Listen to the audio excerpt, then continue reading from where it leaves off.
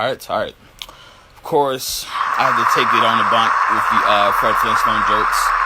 I'm prepared for the rest of the show to just hear that. So get it out of your system because I'm trying to conduct an interview professionally. Like serious, like not seriously, but not seriously. So yeah, episode 44 of Inside the Rapper Studio. We have a great interview so far with Taza. We're talking about her latest project that she just recently dropped on all streaming services, entitled "Spoiled." We were just talking about the Black Rob song, like Whoa, and she covered it with her own version of it called "On My Shit." It was about an ex. It was a breakup, and we talked about how the video was constructed and things like that.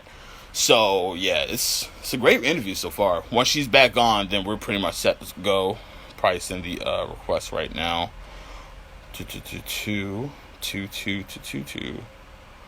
All right. Hopefully everybody's having a solid Thursday or just having a solid week altogether.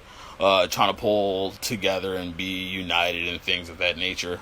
And just really trying to, I guess, stick with how things are used to be in terms of how connected we are as a people. So the least that I can do with a show like this is try to unite people, whether it be by music or whether it be about my fucking role, apparently. So, so as long as you guys can unite, as long as you guys can have fun, as long as you guys can stay positive, then I feel as though I've done my job. Can you hear me? Yep, I can hear you. All right, back in the building. Episode 44 of Inside the Rapper Studio. Of course, I am your host, Score Swayze, and on today's episode, we have a very special guest in the building. She is the villain, Taza. I was waiting for the crowd. They didn't get the cue yet. It's cool. Better late than never. Yeah, exactly. So the next thing I wanted to talk to you about, which is kind of ironic because we were on the video topic earlier, I wanted to talk about your take on music videos from then and now, because from my eyes, you don't have any more Chris Robinsons or you don't have any more Hype Williams, whereas though the everyday man can be the new Chris Robinson or Hype Williams. So I want to get your take on today's spin on music videos. I try my best, I don't want to bash the new generation or how music videos are now, because everything does evolve over time and everything does change. But I do think there's an element of theatrics, or it's an element of storytelling when it comes to production in general, when it comes to how videos used to be made versus you used to be excited to see a music video. Like, you used to want to see the visual, and now you just don't want that anymore. I mean, I think a lot of that has to do with everything being digital, but because it was, it's different it was different that you had a release for a music video drop. It's not like Right. that anymore. People don't get excited for that anymore. And I just think it's a lot to do with people cutting down on budgets, to be honest, because it's opened my eyes so much just doing my own videos. So when I see other artists that are signed to a label, I'm like, oh, they did that because they wanted to cut a few dollars here and there, or oh, they did that so they wouldn't have to pay for a location. Like, so I think they just try, cut a lot on the budget, but I think that hurts the video or hurts the vision for the song at the end of the day. I'm a video girl. Like, give me a visual. I love visuals and I love a good concept. So I try my best every time to give you something to look at. Got you. What would you consider one of your inspirations in terms of music videos? Like, what was the one video that you seen when you were younger or when you were budding in your career? You saw it and you said, I have to envision that, I have to embody that, and I have to make that my own. So many, but I would have to say my biggest, and I mean, it's going to be really cliche, but I have to say my biggest inspiration would have to be Beyonce. She gives you a visual every time, and she creates a moment. It's not just a music video. It is a moment. And I look at her so much when it comes to inspiration and just execution in general. Like, she does really good with executing an idea or a vision that she has. Got you. So I think the one thing that really stands out to me in terms of like Beyonce's visuals is that it takes a commanding role and it becomes like the center of topic. Like, say for instance, when Yeah. Lemonade dropped entire like visual album situation, and everything was just so strung together, and everything would just seem so seamless. Do you feel as though Yeah. like with music videos like that, and having artists like that make videos in that I guess budget or in that time frame, do you feel as though artists within the independent circuit can make things like that? Absolutely. I made my music video with no budget. Like when I tell you, like barely a budget, most of the budget went to paying my videographer. Like you have to, if you are an artist, your greatest superpower is your creativity. So use Absolutely. that to the best of your ability. Me and my most of our poetry. I asked my grandmother for props. Like I use the people around me as well. Like we just tried our best to find different ways to, work around the budget that we had. And then it's like I said, get creative. Think about different spaces, how you can utilize them in different ways. You could probably get it from a different angle. You never know. If you add a light here, it can make it look totally different. Get your friends to help. My video crew is my mother, my boyfriend, my brother, my sister. My sister's my manager. Like, use the people around you. If they're supportive, if they want to support you like they say they do, they'll help.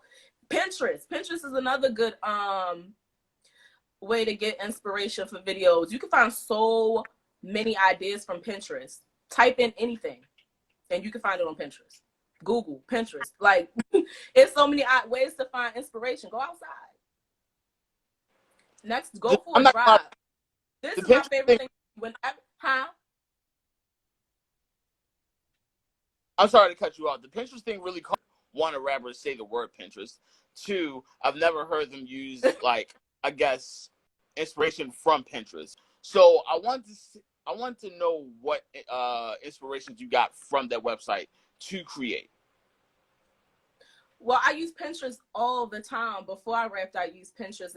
Again, I'm a fashion designer, so when I need inspiration from visuals or for a photo shoot, to style a photo shoot, what props to put in it, I'll go on Pinterest. You can literally go on, look up DIY backdrops, photo shoot backdrops, and it'll have so many different boards of people showing you literally step by step how to make your own backdrop. It's so many things you can find on Pinterest. I use it all the time. For instance, my first mixtape, my cover art for my first single on my shit, we found a visual, like so many visuals on there, and we just took like what we liked from each thing and made it our own to create my single cover art. I knew what I wanted to, like, I had the idea, I knew what I kind of wanted it to look like, but I wanted a certain aesthetic. So you can look up aesthetics, 80s aesthetic, 70s aesthetic. Like, it's so many things. If you want to look up bad bitch aesthetic, it's so many things on, I swear, there's so many things on Pinterest that you can look up and find inspiration from. Got you. So the next song I wanted to talk to you about was called Delicious. I want to get your perspective on, first of all, using a Missy beat, because it takes a lot of balls to use a Missy beat, and just making it your own. So I wanted to get your perspective on rapping on this. That's actually one of my favorite songs from my project. That's one of my favorite. Sock It To Me is one of my favorite Missy Elliott songs. I love the beat. Again, every beat that I chose was a beat that I heard, like I've listened to all the time. But now that I rap I hear it differently. So I love that song. And when I heard it one day on my playlist, I said I have got to use this for my project. And I really wanted to keep, the same mood of being sexy. I really wanted to keep the same energy, but I wanted to tell it my way. And I noticed that I didn't have any songs on my project that was geared towards how I feel when when I'm feeling sexy or when I'm feeling super feminine. Like, I didn't have any songs like that, especially before I even started writing Spoil. I didn't have any songs like that. Most of my subject matter was like hard spitting bars. It wasn't like it wasn't anything like that. And I was like, well, when I'm getting dressed or I'm putting my makeup on, I like to feel like that too. I like to put something like that on too, and I would like to put on my own song. Right. So I just really wanted to do something like that, and the song kind of like created itself. I started writing a few bars here and there, and I just noticed that it had a common theme with a lot of food and taste and stuff. So I was just like, I might just delicious. And that's just how it evolved. And you're right, it takes a lot of balls to do a Missy beat. So I was really nervous. Actually, I was nervous with all the beats I put on the project because they're big shoes to fill. Yeah, they're big shoes to fill. I feel like all the artists I picked, it was like they were tough acts to follow. And I really wanted to try my best to make each beat my own. I didn't want to take their exact flow. I didn't want to take maybe their exact subject matter. So I tried my best to just use the beat as a canvas to create my own song. Gotcha. So, for those just walking in, the song that was just recently playing was called Delicious. One of the songs off of our wonderful guest of Inside the Rapper Studio episode 44, special project, Spoiled. Available on all. I'm sorry, I don't mean to cut you off. I just thought about it. It was something else that I wanted to say about Delicious. Delicious was also important to me because I really wanted to send across the message as a woman. It is okay to own your sexuality. It is okay to want to feel sexy. It is okay if you want to have sex. Like, that is fine. Of your own needs, just like anybody else. And I feel like as long as you stay safe, and I feel like as long as you get everything you want in a situation, and as long as you feel comfortable, you should be able to do whatever the hell you want to do. So, like, go do it. Plain and simple. Plain and simple. So before we get to the next topic, of course, give a few more shout outs to everybody that's walking in. Shouts out Malik 718. Shouts out Graffiti Tech. Shouts out Billy Bodine. Shouts out 427 Entertainment. Of course, shouts out at Old Bay Blunt, available on all streaming services. Shouts out to T Lizzle. Shouts Congrats. out to Peace Russie. Got a lot. Man, you bring in a crowd. You bring a crowd. Good job. So the next project, first of all, love the beat. I feel like it's one of those beats that, one, don't get talked about, two, don't get rapped on enough, and you've done both. Know, right? So I want to get where your headspace is making a song like this from beginning to end. Okay. I was in the car with my sister in the process of me writing other songs, and What They Want came on, and I said, oh, wait a second, I forgot all about this song. Like, this song hard. So I'm just sitting there and I'm vibing to the song, and I'm like, this beat is hard. Like you said, I don't think that beat gets enough credit. I don't think enough people have rapped on that beat. And I knew my project was coming out in the summer, and it definitely gave me like a summertime vibe. Like, you just chilling, you want to sip on a little something, you on the beach. It just gave me that vibe, vacation vibe. So I'm like, yes, I definitely want to write to this.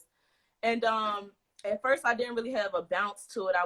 I just wrote bars, and I didn't really have any subject matter or a theme to it. Again, just writing bars. And I started to notice, like, yeah, again, I had an intent for every song that was on the project because I wanted to convey a message with every song that I put out. So with Big Feminine Energy, like, the more I wrote, I'm like, this made me feel like a bad bitch. Like, I feel cunt. Like, I just felt really good, and I was like, that's the energy I want to put in this song. I want you to feel very feminine, because as Black women, we don't get to rest in our femininity like a lot of other races of women. So I really wanted to try to put that energy into that song. And so, when you putting your makeup on, you in the house, you feeling good, you feeling fly, you feeling fine. Like, that's the mood I wanted you to get when you heard it. And I just got tired of seeing women saying big dick energy. Like, that's cool and all. I want to feel like a woman.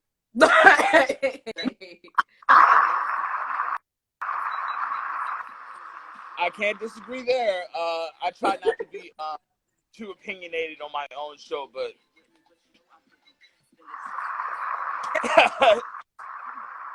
so, like, one thing I wanted to talk about. Oh, good. Go ahead. I was just saying, I just feel like as a woman, I find my power in my femininity, not when I'm trying to be masculine, not when I'm trying to be hard up or aggressive.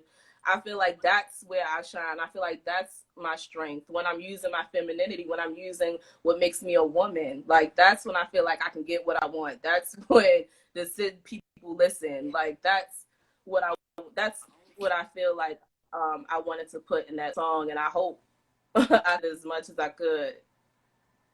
I mean, you did. I mean, like for one, rapping on not just on top of a Missy beat, following up with the Eve beat. So you're already using that like feminine energy in terms of like the inspirations from your songs. Thank you. Don't sweat it. I know I'm frozen right now.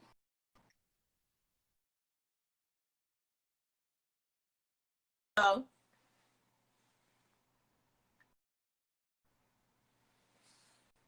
Can you hear me? yeah, I can. Those walking in, hopefully once I get unfrozen. Um,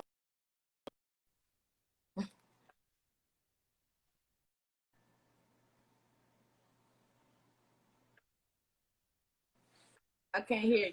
before inside the rapper studio, of course we have Taza. I know. I'm not gonna lie. IG always does. I know, right? So I'm gonna take one last commercial break. We're gonna wrap up right to that, and then we're just gonna jump right into it. Okay.